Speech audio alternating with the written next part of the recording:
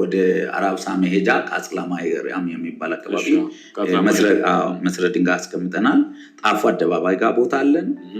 እንደገና ደግሞ ከባዶ የሚባል ቦታ ላይ አባዶ ላይ ቦታ አለን። ታጥሮ ማለት ነው በእኛው ከገበሬ ነው የገዛነው። እሱም አለ። ኖህር ልስቴትና 40/60 የሚባል ቦታም ገዝተናል። እሱ እንግዲህ ሙሉ በሙሉ ያለው ፕሮሰስ አልቆ በእጃችን ኖህር ልስቴት የእናንተ ከነሱ ገዝታችሁ ነው ወይስ? አይደለም፣ አጠገብ ከኖህር ልስቴት አጠገብ ከገበሬ የገዛነው ነበረ። ግዢው ሙሉ በሙሉ ሳይፈጸም በቃ እንቅፋት ሆኖ ቀረ። አሁን ግን እኛ ዘጸአት ላይ ያለውን እውነት ለማጋለጥ የተገዙ መሬቶችም እንዳሉ ስናመለክት ስንጮህ ነው። 3 ዓመት አልፎ 4 ዓመት እየሆነ ነው።